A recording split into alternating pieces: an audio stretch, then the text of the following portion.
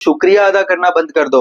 एक खाने की 2 वक्त की रोटी भी नहीं है, तुम मिले ही नहीं होंगे भगवान से, झूठे कहेंगे, जाओ यहाँ से। कहानी सुनना किसको पसंद नहीं। और मेरी नानी ने ये 2 कहानियां अलग अलग धर्म ग्रंथों से जो मुझे सुनाई, ये आज भी मुझे बहुत इंस्पायर करती है। और आज मैंने सोचा चलिए आपके साथ शेयर करता हूँ। एक बार मूसा घूम रहे थे और उनको रास्ते में एक बहुत अमीर आदमी मिला और उसने कहा, मूसा मूसा सुनो। तो उन्होंने कहा क्या? तो उन्होंने बोला, आपकी बात अल्लाह से होती है ना? तो उन्होंने कहा हाँ होती है। तो वो बोलते हैं मेरा एक मैसेज दोगे? तो बोलते हैं हाँ जरूर दूंगा। तो कहता है कि अल्लाह को कहना कि उन्होंने मुझे बहुत दिया है, बहुत दिया, और अब देना बंद कर दे। तो मूसा कहते हैं ठीक है, बोल दूंगा।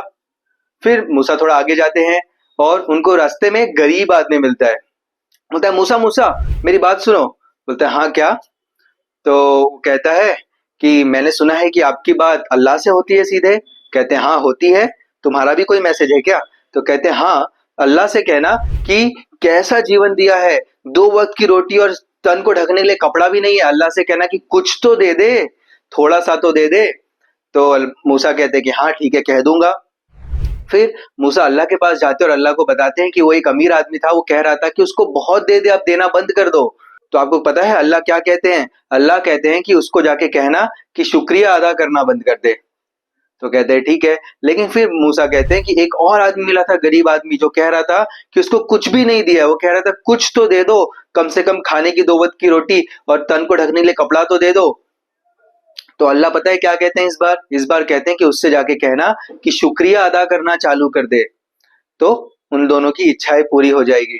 तो मूसा कहते हैं ठीक है। और फिर वो नीचे जाते हैं और फिर से उस अमीर आदमी से मिलते हैं। अमीर आदमी कहता है दिया मेरा मैसेज अल्लाह को?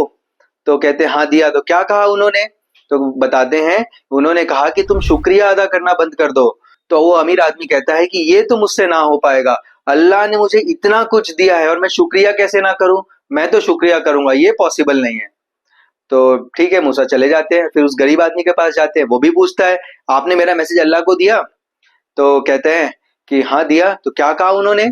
तो कहते हैं उन्होंने कहा कि तुम शुक्रिया अदा करना चालू कर दो, अगर तुम शुक्रिया अदा करना चालू कर दोगे तो अल्लाह तुम्हें दे देंगे। बोलते क्या शुक्रिया अदा करूं मैं, कुछ दिया है अल्लाह ने आज तक, एक खाने की 2 वक्त की रोटी भी नहीं है, इसके लिए क्या शुक्रिया अदा करना, मैं नहीं करूंगा ये, तुम ऐसे ही कह रहे हो, कोई तुम्हारी भेंट नहीं हुई अल्लाह से।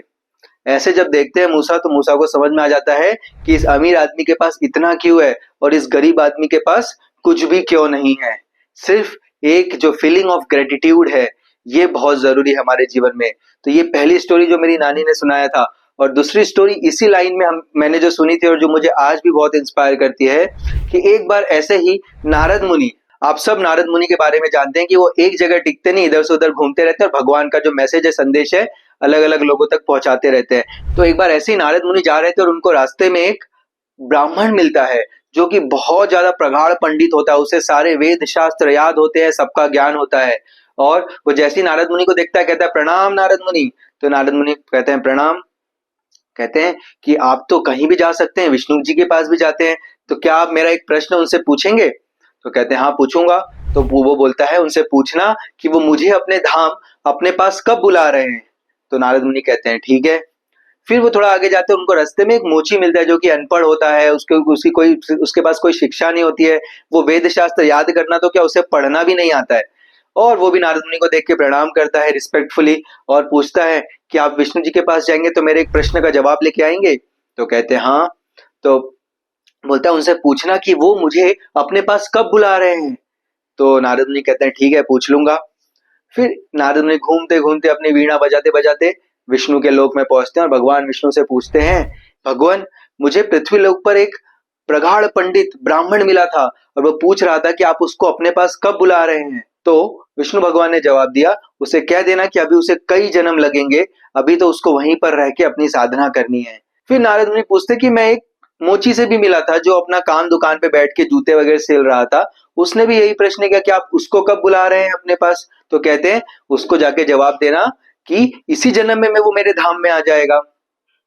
तो कहते हैं ठीक है। लेकिन नारद मुनि के मन में भी शंका होती है कि ऐसे कैसे, एक प्रगाढ़ पंडित है उसको कई जन्म लग जाएंगे और ये जो मोची है ये इसी जन्म में भगवान के धाम आ जाएगा। तो नारद मुनि भगवान का संदेश लेके वापस धरती पर आते हैं और जैसे ही वो ब्राह्मण उनको देखता है वो आवाज मारता है, नारद मुनि क्या आप भगवान से मिले? तो नारद मुनि कहते हैं हाँ मिला। तो वो ब्राह्मण पूछता है, तो बताइए भगवान क्या कर रहे थे? तो नारद मुनि कहते हैं, भगवान बैठे बैठे सुई की छेद से हाथी निकाल रहे थे।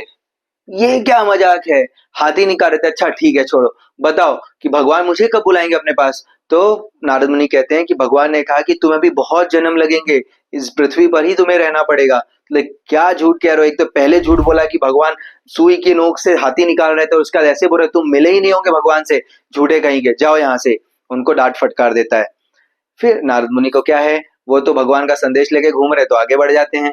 और फिर जब वो मोची के पास पहुंचते तो मोची भी यही पूछता है, क्या आप भगवान से मिले? तो हम बोलते हैं, हाँ मैं मिला।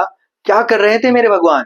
तो कहते हैं, वो बैठे बैठे सुई के नोक से हाथी को निकाल रहे थे। तो वो मोची एकदम खुश हो जाता है और खुशी के मारे एकदम नाचने लगता है। तो नारद मुनि भी डाउट हो जाते हैं कि अरे वो मैंने ब्राह्मण को बताया तो ब्राह्मण ने विश्वास ही नहीं किया, और ये मोची को इतना विश्वास, क्या ये आसान है कि कोई सुई की नोक से हाथी निकालना? तुमने विश्वास कैसे कर लिया? तो वो मोची बहुत अच्छा रिप्लाई देता है जो हम सबके लिए इंस्पायरिंग है। वो मोची कहता है कि जो भगवान एक छोटे से बीज से एक इतना बड़ा बरगद का पेड़, बनियान का ट्री निकाल सकते हैं, उनके लिए एक सुई की नोक से हाथी निकालना कौन सी बड़ी बात है? तो नारद मुनि को समझ में आ जाता है कि ये ब्राह्मण को इतना समय क्यों लगेगा और ये मोची इसी जन्म में भगवान के धाम क्यों चला जाएगा। और फिर से मोची भी वही सवाल पूछता है कि भगवान मुझे कब बुलाने वाले हैं? और जैसे ही नारद मुनि उसको बताते हैं कि तुम इसी जन्म में भगवान के धाम चले जाओगे, तो मोची एकदम खुश हो जाता है और अपनी सेवा में वापस लग जाता है। तो इन दोनों स्टोरी से, जो हमने एक मूसा की स्टोरी सुनी और इधर एक हमने नारद मुनि वाली स्टोरी सुनी, दोनों स्टोरी से हमें एक बहुत अच्छी सीख मिलती है कि हमें हमें अपना कार्य करना चाहिए और साथ साथ हमेशा भगवान के प्रति ग्रेटिट्यूड, कृतज्ञता का भाव रखना चाहिए। हमें जो भी मिला है उसे हम अच्छे से यूटिलाइज कर सके। हमें जैसे भी परिवार में जन्म मिला है, जैसी भी फैसिलिटीज मिली है, जैसा भी टैलेंट है हमारे पास, जैसी भी शिक्षाएं हैं, उससे हमारे जीवन को हमें क्या करना चाहिए, बेस्ट बनाना चाहिए। और अगर हम ऐसे करते रहेंगे तो हम जीवन में खुश रह पाएंगे और जीवन में आगे बढ़ पाएंगे। धन्यवाद। हरे कृष्णा।